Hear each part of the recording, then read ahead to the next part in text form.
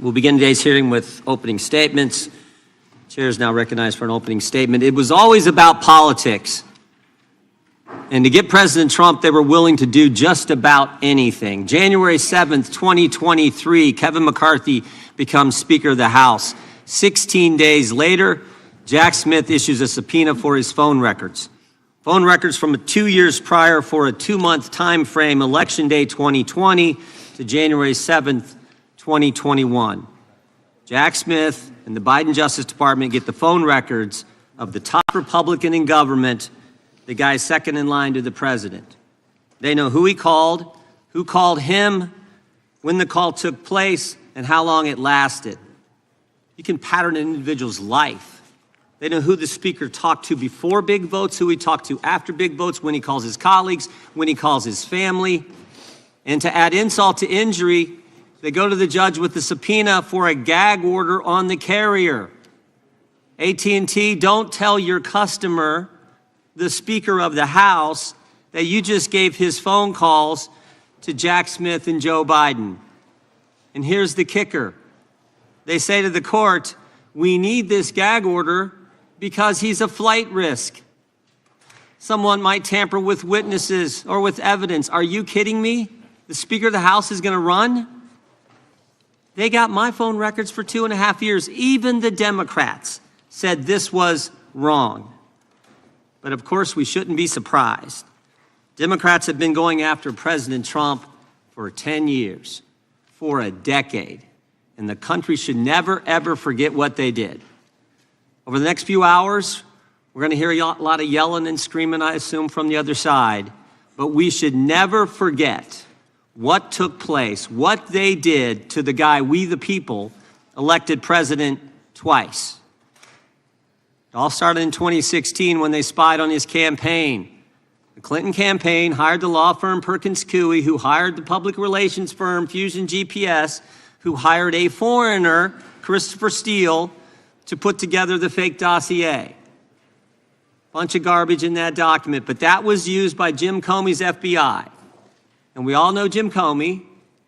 He was the guy who just last year was strolling along the beach when the good Lord waves wash up on shore seashells in the formation of 8647. That guy took that dossier to the FISA court, lied to the court, and then spied on the other party's campaign.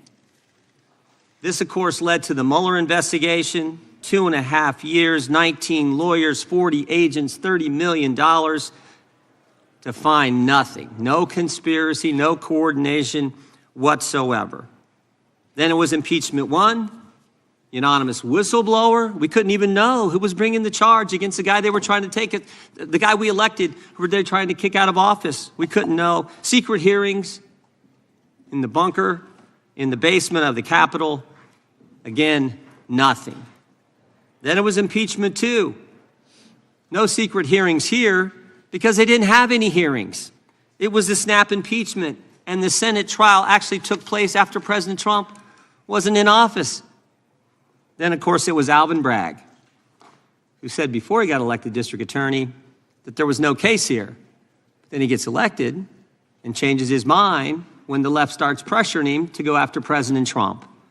He hires Michael Colangelo, former Democrat National Committee consultant, and the number 3 guy at the Department of Justice. And then, of course, it's Fani and Nathan, Fani Willis and Nathan Wade in Fulton County, Georgia. We actually deposed Mr. Wade, one of the most interesting depositions I've sat through. We said to him, you know, you billed taxpayers in Georgia thousands of dollars for meetings in D.C. with the January 6th committee and with the Biden administration. And we asked him some questions. Who'd you talk to, Mr. Wade? He couldn't remember. We said, where'd you meet? Did you meet the Capitol? Did you meet the White House? Where'd you meet? Couldn't remember that either. We said, were these meetings in person, on the phone, or did you have a Zoom meeting? Couldn't remember, couldn't remember, couldn't remember. We finally just asked him, did you really come to D.C. and meet people? He said, oh yeah, I came, and I billed the taxpayers. I know I came, just no idea who he talked to or what he did. And then there was the raid on President Trump's home, you know, where they searched Barron's room and the First Lady's closet. In our deposition with Stephen D'Antuono, head of the FBI Washington field office, he told us none of the normal process, none of the normal protocol was followed in the investigation. He said, first of all, the case was run out of D.C.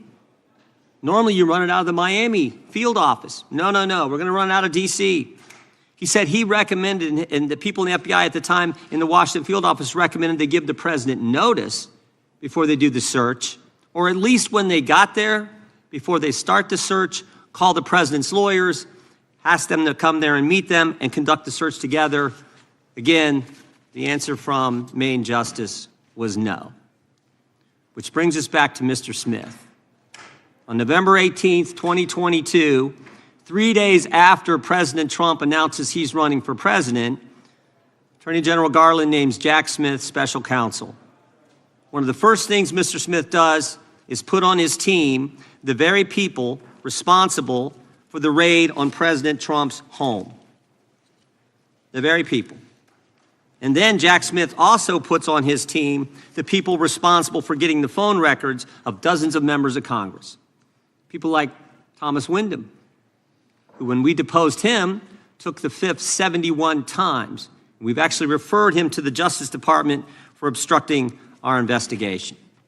Jack Smith then gets a gag order in his investigation on President Trump from Judge Chutkan without filing a single affidavit with the court from a witness or a potential witness that they felt threatened by statements from the president.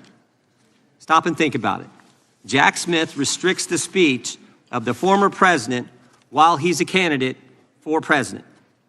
Thank goodness Mr. Smith was slapped down on appeal and the order was changed. In fact, just 2 weeks ago, the Washington Post editorial page, Jack Smith would have blown a hole in the First Amendment. I just want to read 2 sentences from this. Mr. Smith seemed unconcerned about interfering in the democratic process by seeking to muzzle a candidate for high office. 3 appellate judges, all nominated by Democrat presidents, ruled that Mr. Smith's proposed gag order infringed on President Trump's First Amendment rights. And of course they did. And this wasn't the only time Mr. Smith lost in court. In the classified documents case in Miami, Judge Cannon held that Mr. Smith was not permitted to be special counsel. Jack Smith was never properly appointed. In fact, he couldn't be properly appointed because he was never confirmed by the Senate for any position in the executive branch as the law requires. Here's what Judge Cannon stated.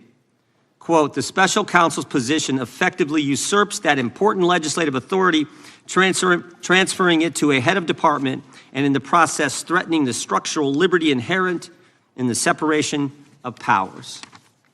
And of course, on July 1st, 2024, the United States Supreme Court ruled that President Trump had immunity for actions taken in his official capacity as the president. 1 month later, after this decision by the Supreme Court, Jack Smith files a superseding indictment on August 27th, 2024. But Mr. Smith doesn't stop there. He does something unprecedented. On October 2nd, he files a motion with the court before President Trump's defense counsel has even responded to the indictment. Everyone knows the normal process is the government indicts, the defense responds with some motions, and then the government responds to the defense. But Mr. Smith skips the second step. And the brief that he files is 165 pages, almost 4 times the court limit. Even liberal Judge Chutkan, who's given Jack Smith everything he's asked for in the course of this investigation, even she called it atypical and irregular. Now, why would Jack Smith do that? Why would he abandon proper procedure? Why would he ignore court rules? Why would he do that? Because he's running out of time. There's an election around the corner. It's coming in 33 days, and he's got to get President Trump. He's got to stop President Trump from running, tie him up in court. He's got to get to trial, or at a minimum, insert an 165-page political document into the presidential campaign. It was always about politics. The good news is The American people saw through it. They saw through it. For so long, the left has controlled so much in this country. The left controlled big media, the left controlled big tech, the left controlled academia, Hollywood, certainly the Democrat Party, and I think all too much the federal bureaucracy. But the left doesn't control we the people. And in spite of the left and the weaponization efforts of Jim Comey, Alvin Bragg, Fonnie Willis, and Jack Smith, we the people saw through it all, and we elected President Trump twice. Before turning to the ranking member for his opening